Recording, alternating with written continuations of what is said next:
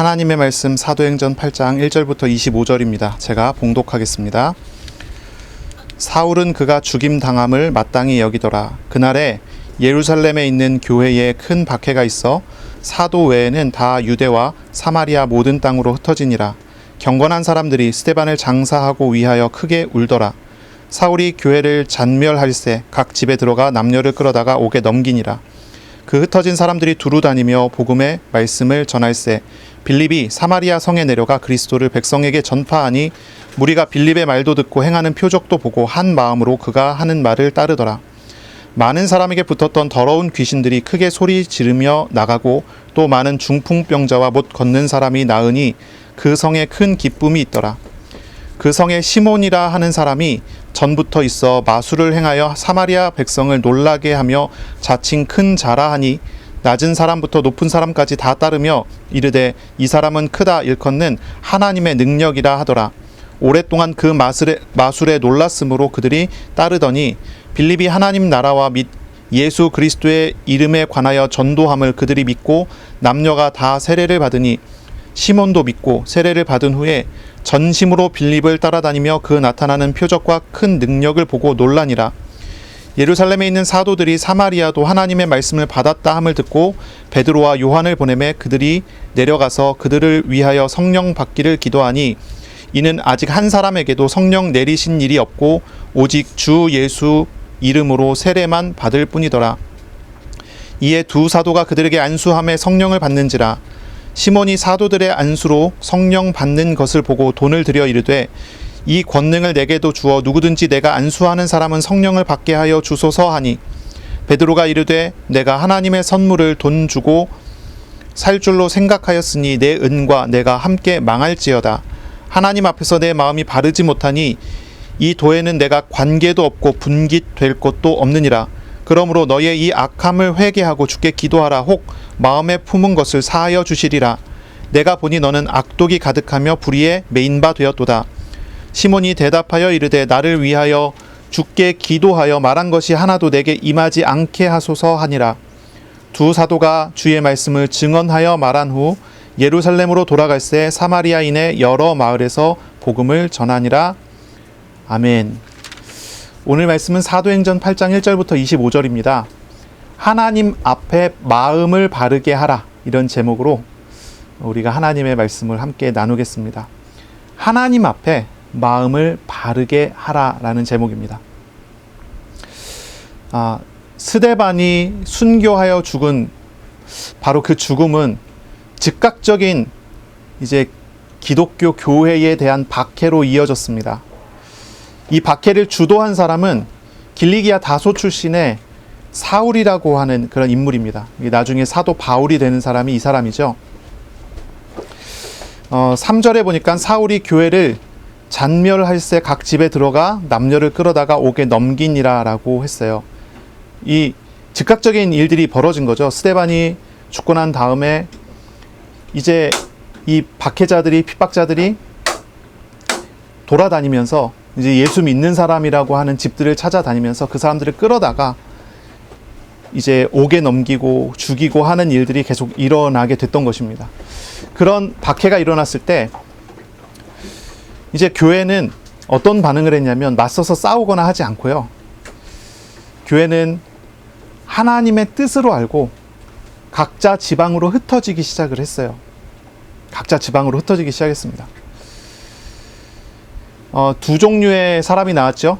그냥 거기에 머물러서 어떻게든 버티는 사람이 있었고, 그리고 흩어져서 자기 고향으로 돌아가든지 복음을 전하면서 이제 교회의 선교가 이루어지게 하는 그런 사람들이 나오게 된 거예요. 여기에 없는 모양은 뭐냐면은 많은 숫자가 됐고 많은 세력이 만들어질 수 있었는데 싸우려 하지 않았다는 것입니다. 그 자체도 하나님의 뜻으로 알고 하나님께 순종했다고 하는 그런 모양이죠. 여기 모여있는 사람들 중에 싸우려고 하는 사람이 아예 없었을 것 같지는 않아요. 분명히 뭐 어떻게 다혈질적인 사람도 있고 싸우려고 하는 그런 사람도 있었을 것 같아요. 하지만 아무도 싸우는 모습이 나오지 않습니다. 박해가 일어났을 때 숨던지 피하던지가 이들의 어떠한 모습이었죠. 왜 이렇게 됐을까요? 왜 이렇게 했을까요? 이 초대교회는 하나님의 말씀이 살아있고 말씀의 역사하심이 늘 있었기 때문에 그렇게 하도록 하나님께서, 성령께서 이들을 지도하고 인도하셨기 때문에 이렇게 이 일들이 나타나지 않았을까, 이렇게 생각을 하게 됩니다. 이들은 하나님 앞에 마음을 바르게 했어요. 자신의 어떤 육신적인 반응으로 싸우려고 하지 않고 하나님의 뜻을 찾으려 했고 하나님의 마음을 배워서 거기에 순종하려고 하는 그런 모습들이 이들에게 나타났습니다. 스데반이 순교하여 죽었을 때 성경에 보니까 경건한 사람들이 스데반을, 시체를 수습하여 갖고 장례를 치르고 스데반을 위해 크게 울었다라고 하는 그런 장면이 나오죠. 즉각적인 박해가 이루어지는 상황에서 이 스데반의 장례를 치러준다라고 하는 것은 이 첫 번째 공격의 목표가 될 수 있는 그런 모습일 것입니다. 그런데 이 사람들은 이거를 당연하게 그렇게 행동을 해요. 이들이 두려워한 것은 박해자들이 아니라, 죽음의 위협이 아니라 살아계신 하나님이었기 때문에, 그리고 하나님과 동행하는 실제를 가지고 있었기 때문에 죽음의 위협이라는 것이, 박해라는 것이 그렇게 큰 문제가 되지 않았던 것 같아요.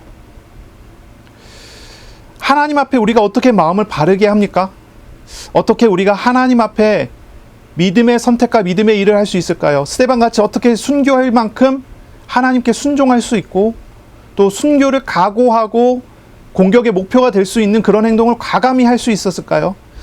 이 사람들이 하나님을 알았기 때문이고 그 어떤 위협과 문제보다도 더 크신 하나님과 하나님의 나라를 보았기 때문인 것입니다. 스데반이 순교할 수 있었던 것은 그 세상의 법정보다도 훨씬 더 높고 거룩한 하나님의 법정에서 하나님께서 일어서서 스데반을 맞아주시는 것을 스데반이 보았기 때문이죠. 하나님의 나라가 눈앞에 보이고 하나님의 나라가 나의 삶에 나타나고 있는데 지금 나에게 주어져 있는 위협이나 문제라는 것이 그렇게 큰 문제가 되지 않았던 것이죠. 우리의 신앙의 선배들, 우리의 신앙에 앞선 사람들은 하나님을 알아가고 하나님의 나라를 보았기 때문에 그런 길을, 그런 걸음을 걸을 수 있었던 것이죠. 그리고 이어지는 말씀에 보니까요, 사도를 제외한 나머지 사람들은 다 유대와 사마리아 모든 땅으로 흩어지기 시작했다라고 합니다. 사도들을 제외한 성도들은 모두 유대와 사마리아 모든 땅으로 흩어졌어요. 하나님께서 사도들은 예루살렘에 남게 하시고 성도들은 다른 지역으로 다 파송하시는 그런 상황이 된 거죠. 사도들이 왜 예루살렘에 남았을까요? 그것은 하나님의 명령이었기 때문이에요. 가장 위협이 가장 큰 곳이고 가장 박해가 심한 장소가 예루살렘인데 사도들은 그곳을 떠나지 않습니다. 하나님께서 그곳에 있도록 하셨기 때문에 거기에 머물러 있습니다. 이후로도 사도들이 밖으로 나가서 사역을 하다가도 다시 예루살렘으로 돌아가는 그런 모습을 언제나 계속 보여주고 그런 내용이 이제 사도행전에 계속 이어지죠. 하나님께서는 예루살렘을 중심으로 이 복음과 복음의 사역이 이루어지도록 하나님께서 그렇게 만들어 가시는 그러한 모양이 여기에 나오고 있어요. 자, 이러한 모습은 이제 순교자 스데반의 설교였었던 이제 성전의 어떤 참된 의미와 참된 모습에 대한 어떤 그런 성취로 우리가 볼 수도 있을 것 같아요. 스데반은 설교 중에 성전에 대한 이야기를 합니다. 아브라함부터 시작해서 모세, 아브라함, 요셉, 모세, 그리고 다윗과 솔로몬에 이르기까지 이 하나님께서 거하시는 곳이 성전이고 하나님의 통치하시는 곳이 하나님의 나라라는 것을 이 스데반이 설교를 했었잖아요. 눈에 보이는 이 성전이 진짜 성전이 아니라는 이야기를 했었죠. 하나님께서는 초대교회를 세우시는데 사도들과 함께 예루살렘에 하나님의 공동체를 만드시고 그리고 이 공동체를 중심으로 해서 다른 지역에 이 복음의 사역이, 이 하나님의 나라가 확장되어지는 그러한 모양을 이 장면을 통해서 우리에게 보여주시고 가르쳐 주시는 그런 모양인 거죠. 오늘날 우리의 교회는 어떻습니까? 모여지는 교회가 있습니다. 또 흩어지는 교회가 있습니다. 모여지는 교회는 우리가 하나님의 말씀을 듣기 위해 하나님께 예배하고 하나님을 만나기 위해 모여지는, 주일 예배로 모여지는 어떤 그런 모임이죠. 그런 공동체입니다. 모이는 교회입니다. 모여서 하나님의 말씀을 듣고 하나님과 함께하며 동행하다가 또 때가 되어 각자 자리로, 삶의 자리로 흩어져서 복음의 사역을 합니다. 이것이 흩어지는 교회입니다. 그리고 자신의 삶의 자리에서 하나님께서 함께 하시는 하나님의 나라가 이루어지는 그런 모양, 이것이 나타나는 것이 이 교회의, 오늘날 우리의 교회가 갖추어져야 되는 모양이고 그런 모습이 되는 것이죠. 그래서 초대교회는 예루살렘 교회를 중심으로, 그리고 흩어지는 교회로 이 교회가 형성되어 가는 그러한 모양을 우리에게 보여줍니다. 그러니까 모두가 다 그냥 흩어져서 다 퍼진 것이 아니라는 거예요. 중심점을 두고 하나님께서 이것을 흩어 놓아서 복음의 사역이 이루어지도록 하나님께서 만드신 거죠. 오늘 본문에 보면 빌립이라는 사람이, 이제 빌립 집사죠. 7 집사가 세워졌는데 그 중에 한 명이 빌립입니다. 이 빌립이라는 사람이 사마리아 성에 내려가 그리스도를 백성에게 전파하기 시작했습니다. 사마리아로 갔어요. 우리가 잘 아는 것처럼 이 사마리아라는 곳은 옛 북이스라엘 왕국의 수도였던 장소입니다. 이 사마리아는 유대인들, 그 유대 민족들과는 굉장히 그 갈등이 심한 그런 장소이기도 하고 그런 사람들이기도 합니다. 이 사마리아 유대 나라의 갈등은 1000년 전부터, 이때로부터 약 1000년 전부터 시작되어 왔어요. 솔로몬이 죽고 난 다음에 북이스라엘과 남유다 왕국이 갈라지고 서로 항상 싸웠죠. 분열 왕국의 시대로부터 이어져 왔습니다. 그러다가 이제 북왕국 이스라엘은 아수르에 의해서 멸망을 당하고 민족 자체가, 북왕국 이스라엘이라고 하는 이스라엘 민족 자체가 10개의 지파가 아수르의 이민 정책에 의해서 민족 자체가 와해돼 버립니다. 거의 없어지다시피 해요. 그래서 강제로 남자와 여자들을 분리시켜 놓고 이방인들하고 결혼을 시키게 되고, 그래서 혼합된 그런 족속이 만들어진 것이 이 북왕국 이스라엘, 특히 이 사마리아라고 하는 그런 지역이죠. 그러다 보니까 남왕국 유대 나라는, 유대인들은 이 사마리아를 굉장히 싫어했어요. 사마리아를 싫어했습니다. 하나님의 성전에 와서 예배드리지 않고, 하나님의 성전에 와서 하나님을 만나려 하지 않고, 자기네 땅에 성전을 세우고 자기네들이 진짜 하나님을 믿는다고 하면서 우상 섬기고 했었던 그런 민족이기 때문에 서로 그렇게 맞지를 않았어요. 그러다가 이제 결정적인 것은 포로 시기 이후에 포로로 끌려갔었던 유대인들이 다시 돌아오게 될 때, 돌아와서 예루살렘에 와서 성전을 재건을 하고 성벽을 재건하는 일이 있었거든요. 그때 이 사마리아 사람들은 이 성전 재건에 대한 적극적인 회방이 이루어지게 됩니다. 원수가 돼버리는 거예요. 이때부터는 원수가 됐습니다. 그리고 이제 주님 오시기 전 4세기 정도에서는 그리심산에 자신들만의 성전을 세우고 모세 오경을 제외한 구약 성경을 전부 거부하는 그런 방식으로 구별돼 버렸어요. 나눠져 버렸어요. 이런 오랜 역사적인 갈등 때문에 유대인들은 사마리아를 아주 적대적으로 바라봤어요. 거의 원수처럼 바라본 거죠. 그냥 로마인이나 헬라인들은 그냥 이방인이다 이러는데, 사마리아인이다 그러면 원수처럼 바라보는 거예요. 그래서 갈릴리 정도에 살고 있었던 유대인들이 예루살렘에 이제 성전에 예배하러 갈 때 사마리아를 질러가는 길이 가장 빠른 길인데도 일부러 뺑 돌아서 사마리아를 돌아서 가는 길을 선택해서 갈 정도로 사마리아 사람들과 상종을 하지 않아요. 얼굴을 맞대지 않아요. 같이 있지도 않고 같이 밥을 먹지도 않고 같은 길에 서기도 싫어하는 거죠. 이런 장소가 사마리아라는 곳이에요. 예전에 예수님께서 사마리아라는 곳을 지나가면서 거기에서 복음을 증거하는 그런 일들이 벌어졌죠. 그때 사마리아의 수가성이라는 곳에 들렀을 때 수가성의 한 여자가 가장 뜨거운 시간에 물을 기르러 우물로 나오는 일이 있었어요. 그때 예수님과 이렇게 만나서 대화를 하게 되는데, 그 여자가 예수님께 이야기하잖아요. 당신은 유대인인데 왜 나한테 말을 거냐라는 이야기를 하는 것입니다. 그 정도로 이 두 민족 사이에는 아예 골이 깊은 거예요. 같이 이제 갈 수가 없는 거죠. 한 번은 예수님께서 복음을 전하러 사마리아를 지나가는데 사마리아 마을들이 예수님을 거부하니까 요한이, 우리가 아는 이 요한이 뭐라고 합니까? 이런 얘기를 할 정도예요. 하나님께서 불로써 심판해달라고 할까요? 기도할까요? 이렇게 얘기할 정도로 그러니까 아주 싫어하는 그런 민족이고 그런 장소가 이곳이 되는 것입니다. 그런데 하나님께서 흩어진 초대교회 성도들을 가장 먼저 빌립을 사마리아로 가게 하세요. 그리고 사마리아에서 사역을 하게 하세요. 이 본문에 나오는 사마리아 성은 사마리아 지역에 있는 한 성인데요. 그것이 어디인지는 그 지명이 확실하게 나오지 않아서 잘 몰라요. 사마리아에 있는 주도, 그러니까 사마리아에 있는 아주 그 유명한 한 성이 있는데 거기는 이제 그 사마리아 사람보다도 헬라인들, 이방인들, 로마 사람들이 들어와 사는 성이 있어요. 아마 그 성은 아닐 거예요. 왜냐면 이렇게 골이 깊은 상황 속에서 사마리아의 복음이 증거된다라고 이야기했을 때는 아마 이런 전통과 이런 문화를 계속 가지고 왔었던 그런 성 중에 하나가 아니었을까, 그런 마을이 아니었을까 이렇게 추측을 하죠. 그런 마을에 이 빌립은 가서 복음을 증거합니다. 5절에 보니까요, 빌립이 사마리아 성에 내려가 그리스도를 백성에게 전파합니다. 그리스도를 증거합니다. 그랬더니 6절에 무리가 빌립의 말도 듣고 행하는 표적도 보고 한 마음으로 그가 하는 말을 따르더라 했어요. 유대인이 와서 복음을 전하는데 이 사람들의 마음이 열렸어요. 이 사람들의 말씀을 들어요. 원래 듣지 않으려고 하고 상종하지 않아야 되는 사람인데 들어요. 거기에 표적이 나타나요.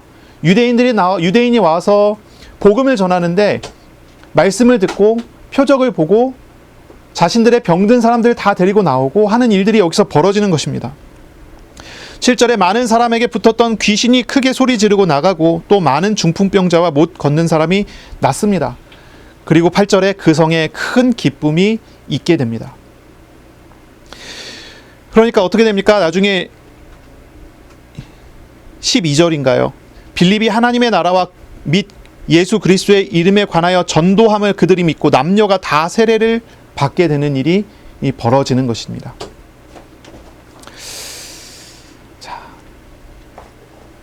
누가복음에 그리고 사도행전에서는 누가는 이제 기쁨이라는 단어를 이제 여러 번 이제 누가복음에서 사용하거든요. 한 8번인가 나와요. 그리고 여기에서 이제 사도행전에서 이 기쁨이라는 단어가 나오는데 이 기쁨이라고 하는 이 단어를 누가가 사용할 때는 그냥 일반적인 어떤 즐거움 같은 거하고는 좀 다른 기쁨을 이야기를 하는 거예요. 좀 다른 기쁨이에요.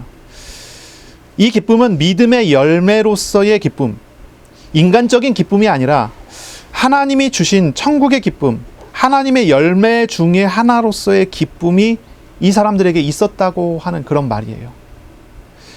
사마리아 살고 있는 그 사람들이 그리심산에 가고 예배하고 모세 오경을 보고 읽고 지키면서 열심히 노력하면서 하는 사람들도 거기에 많았을 텐데 그들에는 참된 기쁨이 없었다가 빌립이 증거하는 이 복음의 말씀을 듣고 믿고 따르고 세례를 받고 이 사람들에게 큰 기쁨이 여기에 나타났다고 하는 거예요.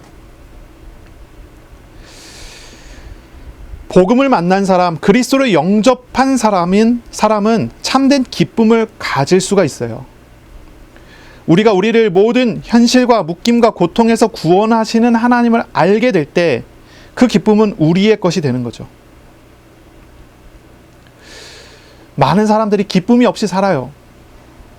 기쁨이 무엇인지 모르고 살아요. 뭔가 이제 뭐 코미디를 보고 하면은 웃게 되잖아요. 뭐 예능 같은 걸 보면 막 웃게 되잖아요. 그럼 웃으면 그것이 나에게 기쁨이라고 생각해요. 하지만 그런 기쁨이 아니에요. 빌립이 사마리아에 전달해준 이 복음으로 말미암는 기쁨은 그거하고는 조금 다른 것이죠. 하나님의 기쁨이라 할 수 있고 하나님이 주시는 즐거움이라고 할 수 있는 그런 것이 나타나요. 이 지역에는 어떤 사람이 있냐면 시몬이라고 하는 사람이 나옵니다. 시몬. 9절에 보면 이렇게 나오죠. 시몬이라는 사람이 전부터 있어. 오래 전부터 그 마을에서 활동하던 사람이에요. 이 시몬이라는 사람. 이 사람은 마술을 행하는 사람입니다. 마술. 사마리아 사람들을 놀라게 하며 자칭 큰 자라 하는 사람이에요. 낮은 사람부터 높은 사람까지 다 따르며 이르되 이 사람은 크다 일컫는 하나님의 능력이라 이렇게 이야기하는 그런 사람이에요. 영향력이 대단해요. 높은 사람부터 가장 낮은 사람까지 영향을 받는 그런 사람이에요. 여기에 이제 마술이라고 나오는데 이 마술이라는 말은 우리가 일반적으로 생각하는 어떤 속임수 같은 그런 개념이 아니에요.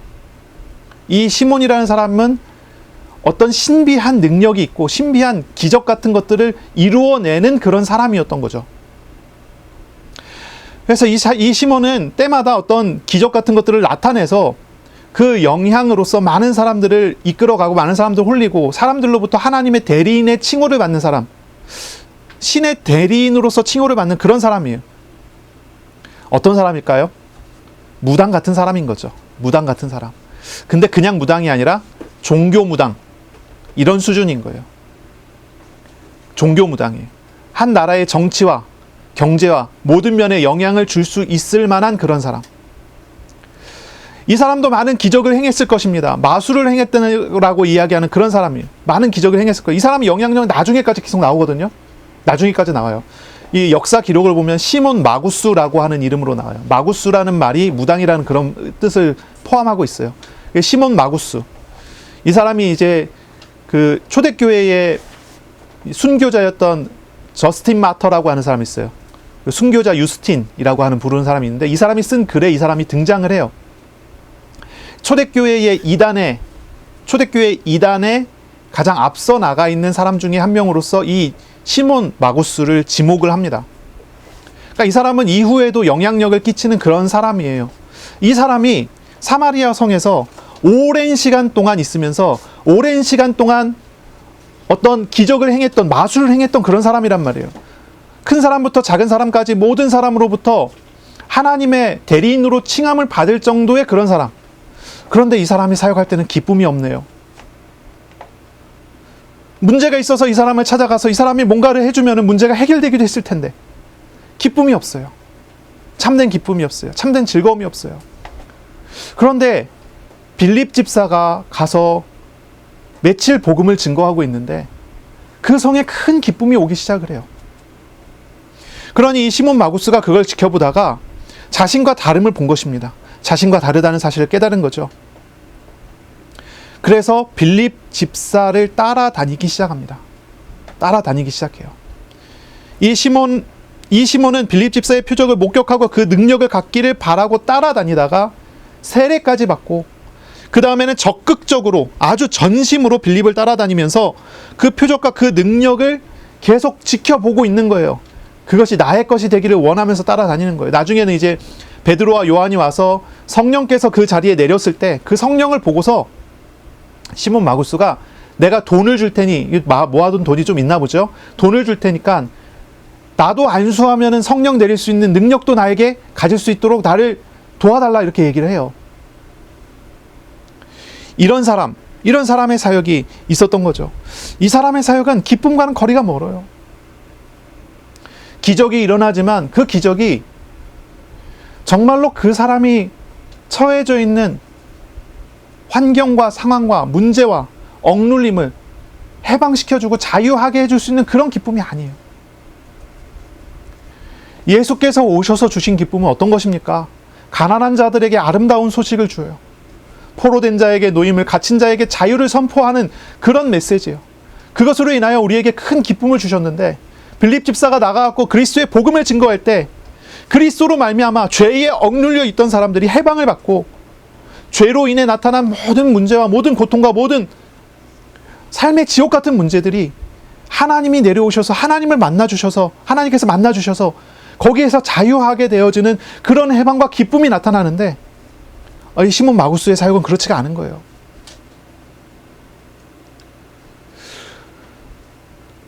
기적과 능력이 있으면 뭐합니까?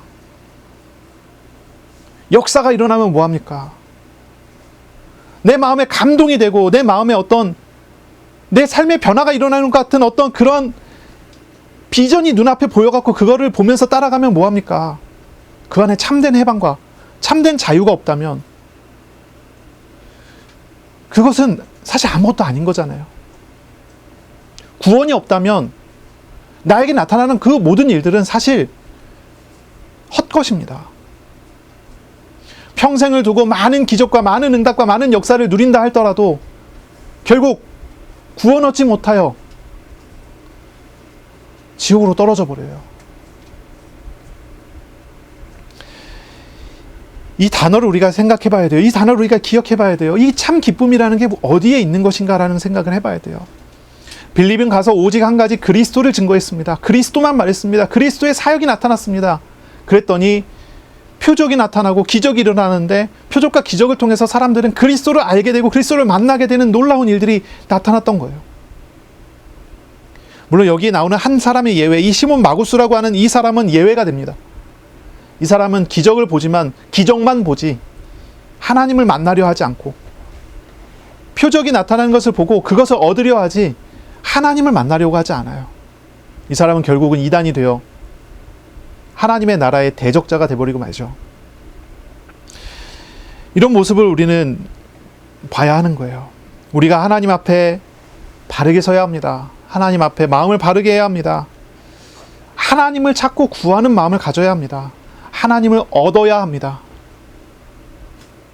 우리가 얻는 것은 무엇입니까? 하나님입니까? 하나님의 축복입니까? 이 이야기는 우리가 계속 반복해서 나올 수밖에 없어요. 표적을 따라갑니까? 표적을 보이시는 하나님을 따라갑니까? 나에게 나타나는 기적을 경험하고 싶으십니까? 기적의 주인 되시는 그리스도를 만나십니까? 내게 있는 문제가 기도해서 응답받아서 해결될 수 있어요. 그러나 다시 반복해서 찾아와요. 그렇지 않습니까?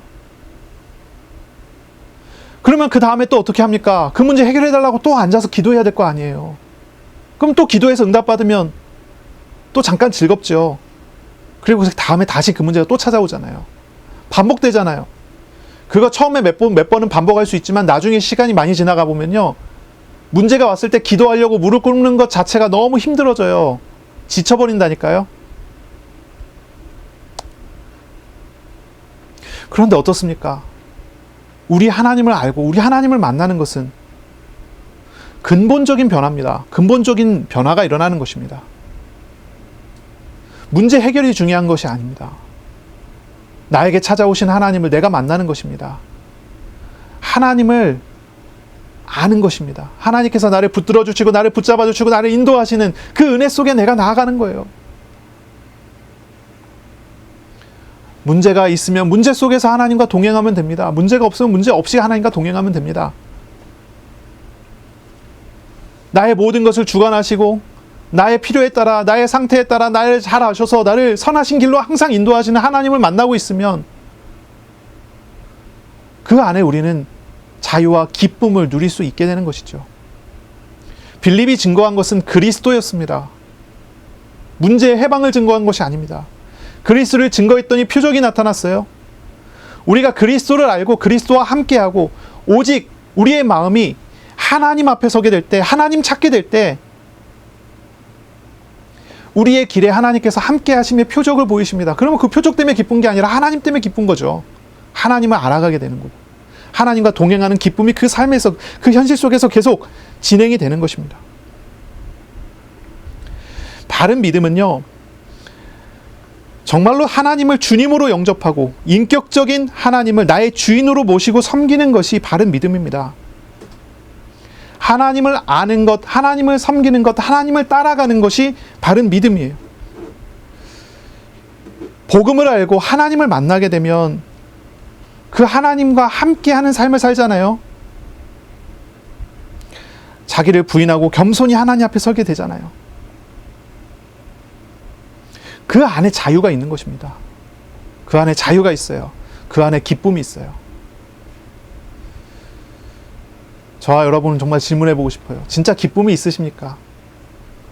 무엇이 가장 기쁩니까? 무엇이 가장 즐겁습니까? 나를 만나주신 하나님을 보게 될 때, 나를 만나주신 하나님을 알게 될 때, 하나님께서 내 마음과 생각을 지켜주실 때, 내가 저 광야 같은 세상에서 저 위협이 많은, 저 박해가 많은 저 현장 속에서 나를 안전히 지키고 나와 동행하시는 하나님이 나에게 계시다는 사실을 내가 알게 될 때 평안을 얻을 수 있어요. 즐거움을 얻을 수 있어요. 그 안에서 나타나는 기쁨이 있습니다. 그것을 우리가 얻어가야 할 것입니다. 자, 여기 아주 독특한 장면이 하나 나와요. 아주 독특한 장면입니다. 14절부터 나오는 내용인데요. 15절, 16절을 볼까요? 이런 장면이 나오죠. 그들이 내려가서, 이제 베드로와 요한이 예루살렘에서 나왔어요. 내려와서 사마리아 백성들을 위하여, 사마리아에서 세례받은 그들을 위하여 성령 받기를 베드로와 요한이 기도했어요. 왜냐하면 16절에 이는 아직 한 사람에게도 성령 내리신 일이 없고 오직 주 예수의 이름으로 세례만 받을 뿐이더라. 이런 장면이 나와요. 정말 독특한 장면입니다. 역사상 딱 여기에만 기록되어 있는 장면이에요. 왜냐하면 예수님 믿어서 예수님 영접해서 세례받으면 성령이 오잖아요. 성령께서 오시잖아요. 그런데 이 장면에서만 독특하게 예수님 믿어서 세례 받았는데 성령이 아직 오지 않았어요. 사도행전 이 뒤에 이런 장면이 한 번도 안 나와요. 초대교회와 지금까지 이런 장면이 없어요. 딱 여기만 이 장면이 나와요. 이 장면을 가지고 아주 많은 그 주장과 이론도 나와요. 로마 카톨릭 같은 경우는 뭐라고 하냐면 세례를 받고 난 다음에 7년이 지나면은 견진성사라는 걸 하는데, 그때 사제가 이 견진성사 받으러 나온 사람 머리에 손을 얹고 안수를 할 때 성령께서 내려오신다. 그래서 세례와 성령 받음을 분리해 버렸어요. 사도가 안수해서 성령이 왔으니까 이제 로마 카톨릭 교회에서도 그렇게 가르치는 거죠. 사제가 안수해야지만 성령이 온다. 이런 식으로. 이게 성경적으로 맞지 않아요. 딱 이 장면에만 나오는데 이걸 가지고 일반화시켜요. 이건 아주 예외적인 장면이지 이게 일반적인 장면은 아니에요. 우리가 현장에 나가서 복음 전하면은 분명히 우리가 경험하잖아요. 예수 그리스도의 복음 듣고 믿고 예수님 영접하는 순간 성령께서 그 사람에게 만나주시지 않습니까? 하나님의 자녀가 되잖아요. 하나님과 함께하는 사람이 되어버리잖아요. 그런데 이 장면은 그렇게 아닌 거예요. 그래서 이걸 가지고 뭐 성령께서 내려오시는 것이 어떻고 이렇고 저렇고 하는 이론들이 많이 나와요. 뭐 또 오순절파, 순복음 같은 경우에서도 여기에서 이거를 이제 또 어떤 식으로 또 해석을 해요. 또 믿고 세례를 받았을 때는 뭐 어떤 방식의 구원이 이루어졌고 구원이 2단계로 이루어지는 것처럼. 하지만 그렇지가 않아요. 이건 아주 예외적인 장면이에요. 분명한 성경의 말씀이 있죠. 성경 구절이 있죠. 어디 나오나. 네. 사도행전 2장 38절에 베드로의 설교에서 분명히 그런 선포를 하잖아요. 믿고 세례를 받으면 성령을 선물로 받으리니. 이게 이제 베드로의 설교였어요. 베드로의 선포였어요. 이것이 정상적인 어떤 모양이고 어떤 내용이죠. 예수를 믿고 영접할 때 성령을 선물로 받는 것이 아주 당연한 것입니다. 그렇게 돼야 되는데 이상하게도 사마리아는 복음을 받고 믿고 세례까지 받았지만 성령님이 아직 오시지 않은 그런 상황이었죠. 이것을 어떻게 해석을 해야 되냐, 이걸 가지고 아주 많은 논문이 나오고 아주 많은 논의가 되는데, 이건 아직 사실 이 부분에 대한 정통적인 해석은 이렇습니다. 이방인 선교의 시작점에 하나님께서 사도들을 통해서 공식적으로 그들이 유대인들과 같은 한 성령을 받은 형제로 이방인들, 그러니까 사마리아인들을 선포하기 위해 하나님께서 그렇게 인도하신 상황이라고, 이게 아주 정통적인 해석은 이렇게 해석을 해요. 그러니까 유대인들만 복음을 이렇게 받고 유대인들에게서 이제 예루살렘 교회가 형성이 됐는데 이제 이방인 선교가 시작돼야 되잖아요. 그런데 여기에 선교하러 나간 사람은 빌립 집사예요.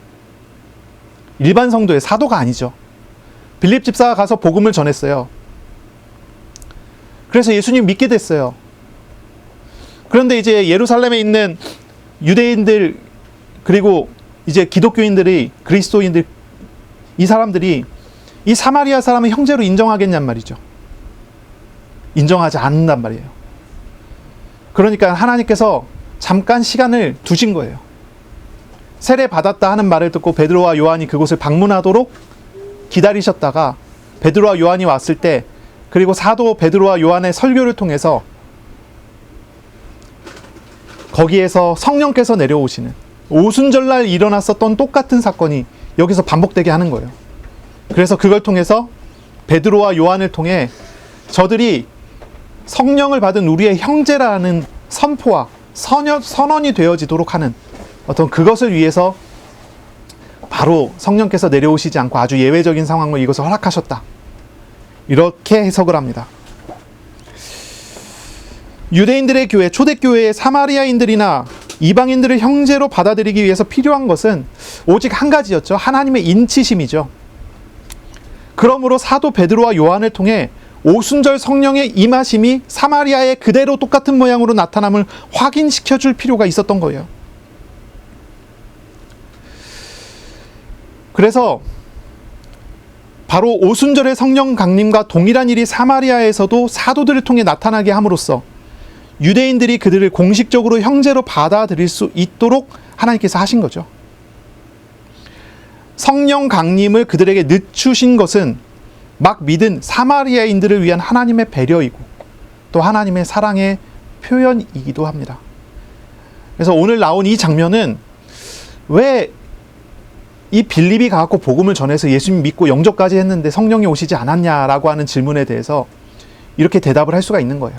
이 이후에는 이 빌립 집사와 다른 성도들의 사역 속에 성령이 임재하고 성령이 내려오시는 당연한 결과들이 계속 이어져 나가는 거죠. 그렇죠? 딱 이 장면만 이게 좀 뭔가 독특해요. 이거를 좀 오해하고 잘못 해석을 해서 이것이 일반적인 것처럼 되고 다른 것들이 좀 잘못된 것처럼 해석을 하는 그런 방식은 이 성경을 좀 잘못 이해하는 그런 내용이 될 수 있는 거죠. 우리가 또 이렇게 신앙생활을 해나가는데 가끔 우리에게 정상적이지 않은 어떤 모양을 하나님께서 우리에게 허락하실 때가 있어요. 정상적이지 않은 어떤 모양. 뭐 당연히 이렇게 이루어져야 되는데 갑자기 꼬이는 일. 당연히 진행이 돼야 되는데 갑자기 중간에 다른 게 쳐들어와 갖고 막히는 일들, 이런 게 있을 수 있어요. 그럴 때 우리는 하나님께 기도해야 되겠죠. 하나님 왜 그렇습니까? 그럼 하나님께서 특별한 이유, 하나님 그렇게 하시는 이유를 우리에게 가르쳐 주시고 설명하실 것입니다. 그것은 하나님께서 나를 위하신 것이고 이 사람들을 위하신 것이고 하나님께서 이들에게 축복 주시기 위한 그런 과정이에요. 그런 과정입니다.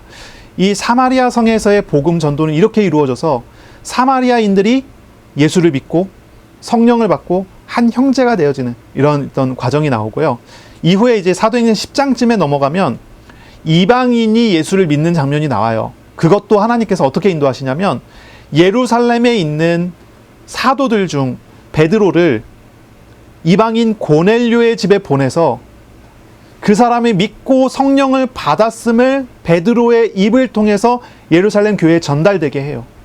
그래서 이방인도 예수 믿고 우리와 형제가 됐다는 것을, 성령께서 내려오셨다는 것을 확인하게 만드는 방식이죠. 그래서 초대교회에서는 이 교회를 세워가고 교회가 세워져 가는 과정에서 이런 어떤 형상과 이런 모습들이 계속 이어져 나갑니다.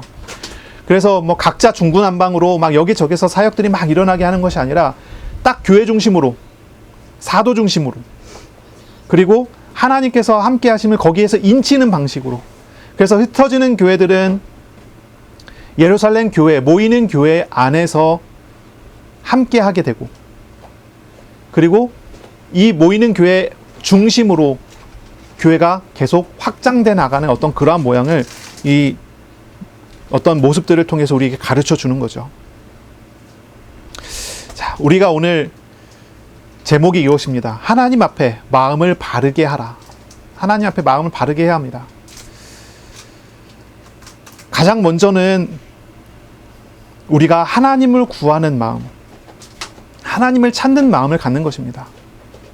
그렇죠? 그때 하나님은 우리에게 당연한 기쁨을, 자유하심과 기쁨을 우리에게 허락하여 주실 것입니다. 또한 우리가 하나님 앞에 마음을 바르게 하는 것은 어떤 우상적인 것과 하나님을 바꾸지 않는 것입니다. 우상적인 것과 하나님을 바꾸지 않는 거예요. 하나님 앞에 마음을 바르게 하는 것은 오직 하나님을, 한 분을, 하나님을 따라가는 것을 말하는 것입니다. 이것을 말할 때는 이 시몬의 어떤 상태와 시몬의 모습과 비교해서 우리가 조금 생각을 해볼 필요가 있습니다. 자, 18절부터 보면 이 시몬 마구스가 사도들의 안수로 성령 받는 것을 보고 돈을 줍니다. 돈을 줘요. 그리고 말합니다. 이 권능을 나에게도 주어 누구든지 내가 안수하는 사람은 성령을 받게 하여 주소서 합니다. 그렇게 이야기를 했더니 베드로가 말합니다. 너가 하나님의 선물을 돈 주고 살 줄로 생각하였으니 너의 은과 너의 돈과 너가 함께 망할지어다. 아주 강력한 이야기를 해요. 그러면서 이야기하기를 하나님 앞에 너의 마음이 바르지 못하니 예, 하나님을 우상 취급하듯이 이렇게 하는 것은 하나님 앞에 마음이 바르지 않은 것입니다. 너가 마음이 바르지 않으니 이 도에는 너가 관계도 없고 분깃도 될 것도 없느니라 라고 얘기해요. 이 하나님의 성령을 내려주시는 이 일, 하나님의 일을 맡아서 하는 사역, 그죠? 사도됨 그리고 사역자됨에 대해서 너는 여기에는 아무 관계가 없다. 이건 단순히 뭐랄까요? 목사나 하나님으로부터 말씀을 전하도록 사명을 받은 인물이 아니기 때문에 이것이 너랑 상관없다. 이런 얘기가 정도가 아니라 너는 하나님과 상관없다. 이렇게 이야기하는 정도의 수준까지 우리가 생각해 볼 수 있을 것 같아요. 너는 이 도에 관계도 없고 분깃될 것도 없느니라. 그러므로 너의 이 악함을 회개하고 주께 기도하라. 혹 마음에 품은 것을 사하여 주시리라. 내가 보니 너는 악독이 가득하며 불의에 매인 바 되었도다. 이렇게 얘기를 해요. 예, 시몬 마구스가 빌립 따라다니면서 세례도 받았잖아요. 믿었다고도 나오잖아요. 근데 여기 좀 특징이 있다면 사마리아 백성이 믿고 세례받았다라고 하는 데서는 뭘 믿었는지가 표현이 돼요. 뭘 믿었다고 하죠? 빌립이 하나님 나라와 및 예수 그리스도의 이름으로 관하여 전도함을 그들이 믿었어요. 하나님의 나라와 예수님에 대해서 믿었어요. 그래서 사마리아 사람들이 세례를 받았죠. 그런데 13절에 보면 시몬도 믿고 나오는데 시몬이 뭘 믿었다는 얘기인가요? 목적어가 없어요. 시몬이 믿긴 믿었는데 뭘 믿었는지 나오질 않아요. 뭔가 믿긴 믿어갖고 세례는 받았는데 뭘 믿었는지 몰라요. 믿음이 다 똑같은 믿음이 아닌 거예요. 우리가 믿음을 이야기를 자꾸 하잖아요. 근데 믿음이라는 게 무엇입니까? 우리의 믿음이라는 단어는 여기저기 다 써요. 하나님을 믿는 것도 믿음이에요. 우상을 믿는 것도 믿음이에요. 하나님을 우상처럼 믿는 것도 믿음이에요. 우리는 여기서 이걸 보는 거죠. 이 시몬이 하나님을 믿는 것처럼 해갖고 세례까지 받았어요. 그런데 이 시몬은 뒤에 이야기를 보니까 하나님을 믿은 게 아니라 하나님이라는 이름을 가진 우상을 믿은 거예요. 자기가 지금까지 믿었고 지금까지 사용해 왔었던 그 마술적인 것을 조금 더 확장했을 뿐이에요. 돈 주고 그 능력을 살 생각을 해요. 하나님을 거래 관계로 보지 하나님을 주권자 하나님으로 보지를 않아요. 잘못된 믿음을 이 사람이 가지고 있는 거예요. 잘못된 생각을 가지고 있는 거예요. 이 시몬은요, 그 마음이 하나님과 전혀 맞지를 않아요.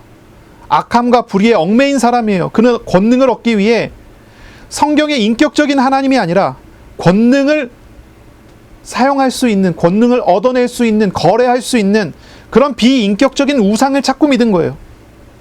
시몬은 하나님을 믿은 게 아니에요. 그러니 이것을 잘 봐야 돼요. 겉에서 봤을 때는요, 정말 믿음 좋은 것처럼 보이거든요. 어떻게 나오냐면 이렇게 나오잖아요.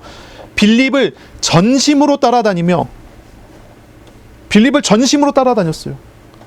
그 나타나는 표적과 큰 능력을 보고 놀라요. 많은 사람들에게 알려져 있는 이 사람이 전심으로 믿고 따른단 말이에요. 지역에서 유력한 사람이 전심으로 믿고 따른단 말이에요. 그 믿음이 있어 보여요, 없어 보여요? 믿음이 있어 보이죠. 그런데 그 믿음이 바른 믿음이 아니에요. 잘못된 믿음이에요. 오늘 이런 얘기 많이 하거든요. 어느 교회에 의사나 변호사가 교회에 등록해서 나와서 새벽 기도를 한 달만 다니면 장로 준다고 그래요. 믿음 좋다고. 근데 사실 그 사람은 믿음이 전혀 없을 수 있거든요. 의사나 변호사쯤 되면은 자기 시간 관리 잘 할 수 있잖아요. 그러니 새벽 기도 나오는 것이 대단한 결단이 아닐 수 있거든요. 그냥 루틴에 하나를 집어넣은 것 뿐이죠. 근데 그것이 믿음이 좋다. 빌립이 전심으로 사역을 하는 것을 시몬이 전심으로 따라다니는 걸 보면서 사람들은 다 인정했을지 몰라요. 저 사람은 진짜 믿음 좋다. 그러나 사도 앞에 딱 가니까 다 드러나 버리죠. 그 속이 다 드러나 버리죠. 물론 사도가 무슨 투시의 은사가 있어서 그걸 다 보는 것, 이런 차원이 아니에요. 진정한 진실된 하나님의 말씀 앞에서 다 드러날 수밖에 없어요. 하나님의 사역 앞에서 다 드러날 수밖에 없어요. 비교가 되는 거죠. 나타날 수밖에 없죠. 강한 빛이 비추어지면 흑암은 다 드러나요.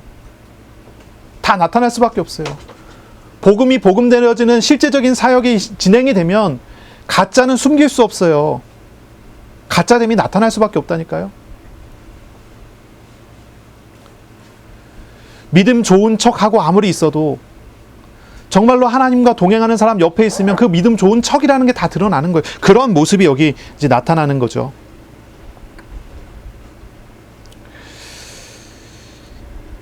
베드로는 이 사람에게 이것을 분명하게 지적을 합니다. 분명히 지적해요. 너가 하나님 앞에 마음이 바르지 않다. 그러므로 악함을 회개해야 된다. 돌이켜야 된다. 이렇게 얘기를 해요.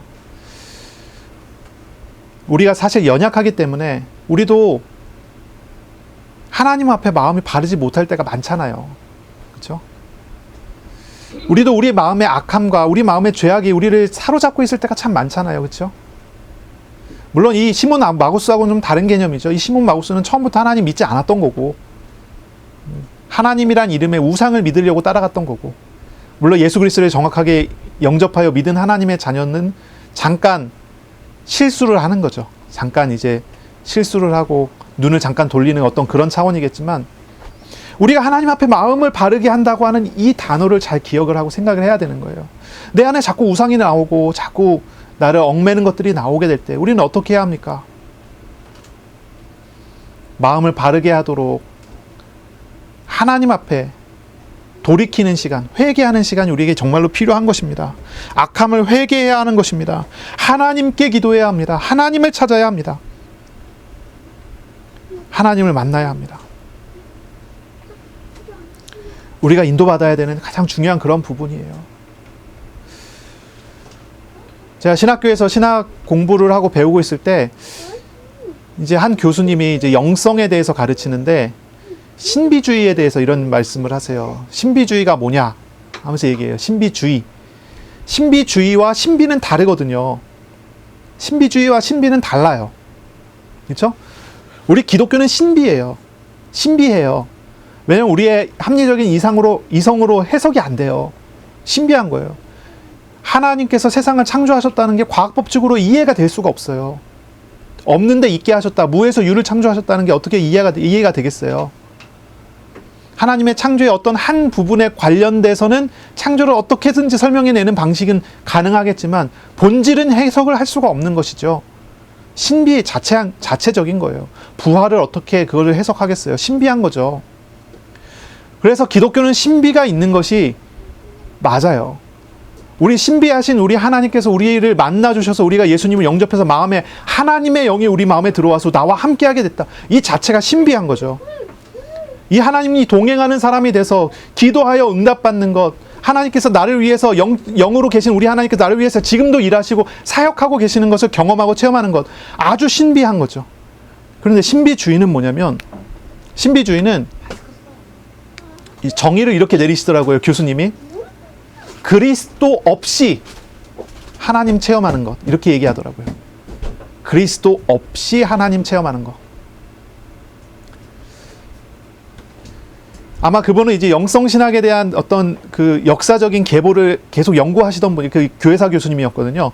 이게 그걸 계속 연구하시던 분이라 영성신학적인 부분에서 자료를 많이 찾아보신 것 같아요. 공통점은 이렇게 딱 짚더라고요. 역사적으로 나온 신비주의자들의 공통점은 그리스도 없이 하나님 체험하려고 한다. 맞다고 생각이 들더라고요. 제가 만나본 사람들도 실제로 그렇더라고요. 신비주의는요, 신비한 것만 따라다니는 거예요. 그리스도를 따라다니는 게 아니에요. 신비하신 그리스도를 만나서 그리스도를 따라가면 그걸 신비주의를 하지 않아요. 신비한 일들이 계속 나타나는데 신비 자체가 목적이 아니에요. 나와 함께 하시는 그리스도를 알아가는 게 목적이죠. 근데 신비주의는 뭐냐면 그리스도를 아는 것에는 전혀 마음을 쏟지 않고 오직 한 가지만 쏟는 거예요. 신비한 체험을 하도록 신비만 쫓아가는 거예요. 기적과 능력과 역사만 쫓아가는, 이 시몬 마구스가 일종의 아주 불건전한 신비주의자인 거예요. 아주 불건전한 신비주의자죠. 이 사람은요, 신비만을 추구합니다. 능력과 권능만 추구합니다. 성령이 내려오는 어떤 그런 능력 얻기만을 요구하지 하나님을 찾지 않습니다. 이 사람은 신비를 얻기 위해 하나님을 이용하려 합니다. 하나님의 생각, 하나님의 감정, 하나님이 하시고자 하는 의지는 다 무시해버립니다. 신비적인 능력만을 추구합니다. 그런데 우리가 하나님 앞에 마음을 바르게 하는 건 무엇인가요? 하나님을 제외시켜 놓고 능력을 추구하는 것이 아닙니다. 우리가 하나님 앞에 마음을 바르게 하는 것은 하나님의 생각을 찾는 것입니다. 하나님의 감정을 찾는 것입니다. 하나님이 나의 삶에, 나의 오늘에 하시고자 하는 하나님의 의지가 어디에 있는지 하나님의 의지를 찾아가는 것입니다. 우리는 참 신비한 사람이 되는 것이죠. 신비주의자가 아니라요. 하나님을 찾아가고 알아가는 바른 마음, 바른 믿음이 우리에게 필요하지 않겠습니까? 이것이 우리에게 정말로 필요합니다. 베드로는 시몬 마구스의 마음과 실상을 정확하게 보고 지적을 해요. 20절에 성령과 은혜를 돈과 같은 가치로 이해한 것이 시몬이 하나님을 우상처럼 생각했다는 것을 지적하는 그런 내용이에요. 하나님은 피조된 우상 같지 않아요. 만물의 창조자세요. 하나님은 만물의 지배자세요. 모든 것의 주인 되신 분이시죠. 하나님을 돈 같은 것으로 거래하려고 하는 것은 하나님을 우상 같은 분으로 취급하는 그런 모습에 불과해요. 그런 모습이에요. 아까 우리가 시편 50편을 교동문으로 읽었죠. 시편 50편을 읽어보시면 그 부분을 아까 우리가 교동문을 읽었던 내용들이 있잖아요. 하나님이 숫수와 염소의 피를 좋아하시겠냐고요. 사람들이 하나님께 헌금 많이 하면 하나님 기뻐하시겠지. 하나님께서 그 헌금을 기뻐하시겠냐고요. 하나님께 더 좋고 더 비싼 것을 드리면 하나님께서 더 좋아하시겠지. 그러시겠냐고요. 하나님 그런 돈 같은 거하고 하나님을 비교하지 마세요. 그렇게 거래하려고 하지 마세요. 헌금은 그런 게 아니에요. 하나님 앞에 헌신하는 것도 그런 게 아니에요. 마음을 하나님과 맞춰야 하는 거예요. 하나님 앞에 마음을 바르게 하는 것이에요. 그것이 헌금이어야 돼요. 그것이 우리의 헌신이어야 되지, 돈 같은 것으로 하나님을 거래하듯이 하나님 우상 취급하듯이 하는 게 아니에요. 하나님이 나를 향한 지금 마음이 어디에 계신지, 나를 향한 하나님은 무슨 감정을 갖고 나를 만나주시는지, 물론 이런 마음과 감정이라고 하는 것이 우리의 인간적인 마음과 인간적인 감정하고는 차원이 다르죠. 좀 더 거룩하고 훨씬 더 거룩하고 우리와 다르신 분이죠. 그런 마음과 그런 감정과 그런 인격을 가지시고 우리를 만나주시죠. 그것을 우리가 찾아가야죠. 그리고 그렇게 마음을 맞춰서 하나님을 찾는, 하나님의 마음을 찾는 것. 우리가 기도할 때 무엇을 구합니까? 무엇을 구하나요? 예전에 어떤 분은 하나님께 기도할 때 하나님은 협박하더라고요. 하나님은 협박해요. 막 하나님과 협상을 하고 협박을 하고, 하나님 이거 안 해주시면 나 이거 안 합니다 막 이러고, 하나님 내가 이거 드릴 테니 이렇게 해주세요 이러고. 이런 태도가 아주 극단적으로 하면 어떻게 되는 줄 아십니까? 그 있잖아요, 서울에 있는 어떤 목사님, 하나님 이러면 나한테 뭐해, 이런 이단성으로 가요. 하나님 우상 취급하는 거예요. 옳지 않아요. 바르지 않아요. 하나님 그런 존재가 아니란 말이에요. 하나님 앞에 마음을 바르게 한다는 말의 의미가 무엇이겠습니까? 하나님을 하나님으로 보고, 하나님을 섬기고, 하나님을 따르게 되는 것, 하나님의 마음과 생각을, 하나님의 의지를 알아가는 것. 말씀하실 때 하나님은 말씀을 통해 우리에게 하나님의 마음을 가르쳐 주세요. 말씀을 통해서 우리를 만나 주세요. 우리가 그렇게 말씀하신 하나님, 인격적이신 하나님을 전심으로 알아가는 것, 그것이 우리가 하나님 앞에 마음을 바르게 하는 것입니다.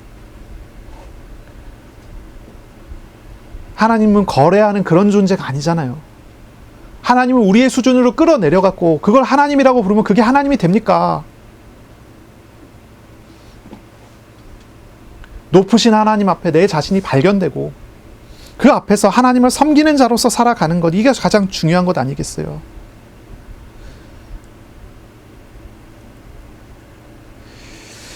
시몬 마구스는 예수님을 구주로 영접해 믿지 않은 사람이죠. 겉으로는 빌립을 따라다니고 베드로의 사역을 따라다니는 사람이었다 해도 다 믿는 사람이 아니에요. 그 본질을 보면 그 사람은 이미 마음이 하나님과 떨어져 있는 사람이죠. 우리는 우리의 마음의 문제를 살펴봐야 돼요. 겉모습이 아니라 우리의 실상을 봐야 돼요. 매일 하나님 앞에 무릎 꿇고 기도하는 것처럼 보이지만 그 속은 하나님을 찾지 않는 모습일 수 있어요. 시몬 마구스가 능력을 찾아다니는 그런 모습을 가졌던 것처럼 이 신비주의자라고 했죠. 우리가 무엇을 찾습니까? 하나님이 아니라 신비한 능력을 찾으니 신비주의자라고 해요. 하나님이 아니라 복을 찾는 사람들이 있어요. 그걸 뭐라고 하죠? 기복신앙이라고 하죠. 하나님 찾는 것이 우리에게 필요한 거예요. 껍데기의 모습은 말 그대로 껍데기일 뿐이에요. 마음이 중요해요. 내면이 중요해요. 우리 내면이 어디에 있는가가 그게 가장 중요해요. 정말로 내가 하나님 앞에 서고 죄를 미워하고 하나님을 찾아가는 사람인가? 이런 마음이 우리에게 필요한 것입니다. 혹시 하나님을 우상 같은 존재로 생각하고 기도하고 뭔가를 요청하고 있지는 않습니까? 그렇다면 여기서 돌이켜 하나님을 바르게 섬길 수 있도록 우리의 마음을 돌이키는 그런 주간이 되시기를 바랍니다.